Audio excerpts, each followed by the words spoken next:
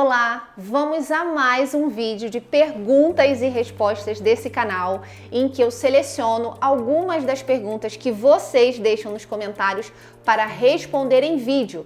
Então eu já quero te incentivar a deixar as suas dúvidas aqui nos comentários. Vamos lá? Vamos à nossa primeira pergunta e essa é a pergunta do Tito.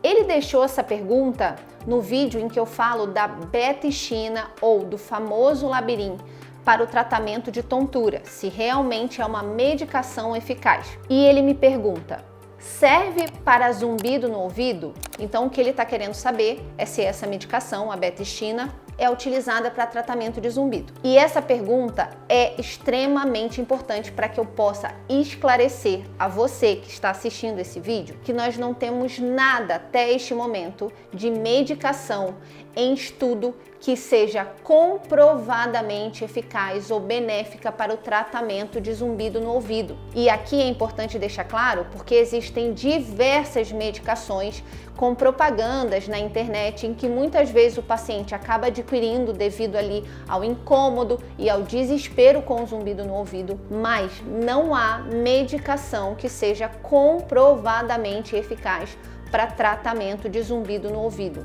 O zumbido no ouvido tem diversas causas e por isso nós sempre vamos ter que investigar qual é a causa principal ou preponderante em cada paciente para que assim a gente possa determinar um tratamento de maneira mais assertiva. Então, a beticina ou o famoso Labirin também não é uma medicação indicada para tratamento de zumbido. Em alguns casos, a gente até utiliza algumas medicações, mas não que a medicação seja diretamente para o tratamento do zumbido, mas muito mais para o impacto que ele gera, como, por exemplo, dificuldade com sono ou maior ansiedade. Nesses casos, nós podemos usar os remédios para alívio desses sintomas, mas não que isso traga uma resposta efetiva no tratamento do zumbido. Então, o que eu quero deixar de mensagem com essa resposta e com essa pergunta do Tito é que zumbido sempre precisará de uma investigação, entender a causa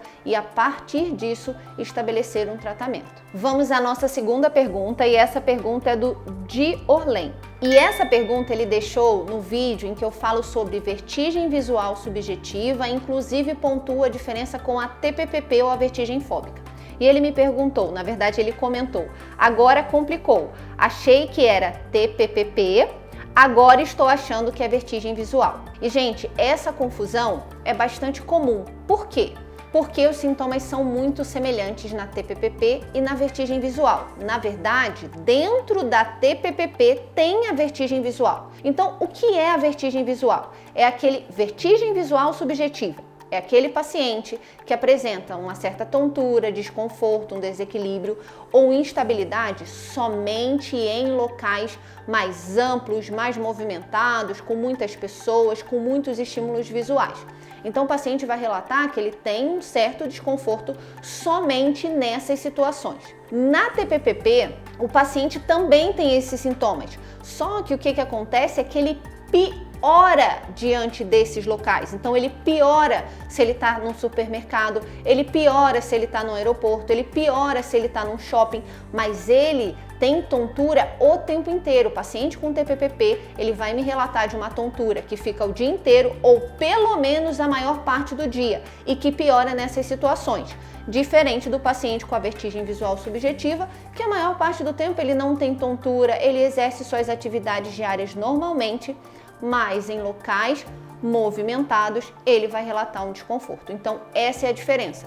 Mas a vertigem visual está dentro do quadro da TPPP. Vamos à nossa terceira pergunta e essa pergunta é do João Vitor. Ele disse, doutora, sempre que viajo de avião sinto meu ouvido quase estourar. Depois que desço, sinto algo deslocando dentro dele. O que será que pode ser? Bom, inclusive existe um vídeo aqui no canal em que eu falo um pouquinho sobre esses sintomas auditivos quando o paciente está viajando, principalmente de avião, no período de decolagem e aterrissagem. Gente, eu preciso que vocês entendam que o nosso ouvido ele é uma cavidade, o nosso ouvido médio é uma cavidade fechada e que se comunica com o meio externo através do nosso nariz. Essa cavidade precisa ter uma pressão adequada, uma pressão igual à pressão externa. E quem faz esse trabalho de manter uma pressão adequada dentro do ouvido médio é a nossa tuba auditiva, que é o tubinho que conecta o nosso ouvido ao nosso nariz. Portanto, quando a gente está numa situação em que a pressão externa mudou, como por exemplo dentro do avião, durante a decolagem, então a pressão externa muda pela mudança de altitude. Nesse momento, a tuba auditiva tem que fazer um trabalho maior para adequar a pressão dentro da orelha média à pressão externa. E isso pode demorar um pouco.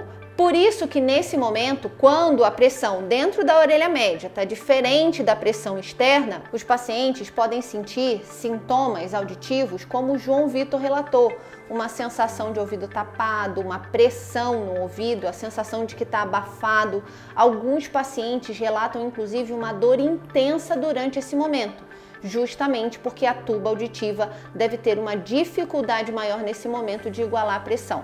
O que a gente orienta nesses momentos é que o paciente tente mastigar alguma coisa, bocejar, que são movimentos que vão estimular que a sua tuba auditiva abra e que ela consiga então colocar uma pressão adequada dentro da orelha média. Vamos à nossa quarta e última pergunta, e essa pergunta é da Kátia. Ela disse: doutora, já fiz exames de sangue, tudo certo, já fiz audiometria, tudo certo, vou fazer esse no dia 4/9, se der normal, o que fazer? Não aguento mais essa tontura. A Kátia aqui está se referindo ao exame otoneurológico. Então existe um vídeo aqui no canal em que eu falo se o exame otoneurológico pode nos ajudar a diagnosticar doenças relacionadas à tontura, principalmente se ele é um exame adequado para diagnóstico de labirintite, o que muitas pessoas costumam acreditar e até perguntar. Então, a Kátia está dizendo que todos os exames dela estão normais, e se esse exame novo que ela vai fazer, que é o otoneurológico, der normal, o que ela deve fazer? Gente, essa pergunta é extremamente comum em pacientes com tontura. Então, eu ouço esse relato quase todos os dias do paciente dizer que fez todos os exames possíveis para investigar a tontura, que todos os exames deram normais e que por isso ele não sabe o que ele tem, ou que foi dito para ele que a tontura dele está relacionada à ansiedade. Gente, isso não é uma verdade.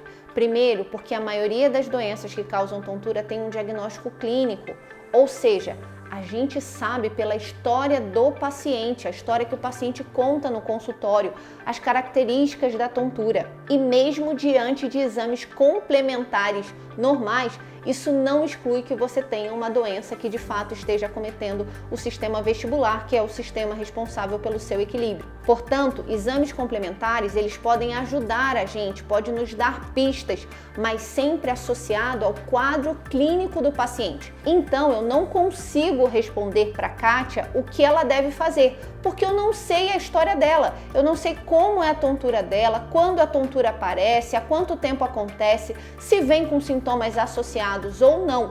Então, os exames complementares sempre devem ser avaliados à luz de uma boa história clínica do paciente, nunca em isolado. E por último, exames complementares normais não quer dizer que você não tenha nada e que não tenha nenhuma doença acometendo o seu equilíbrio. Bom, finalizamos aqui mais um vídeo de perguntas e respostas em que eu posso selecionar alguma das dúvidas que vocês deixam para responder de maneira mais aprofundada, com um pouco mais de detalhes e esclarecer um pouco mais sobre tontura e zumbido no ouvido.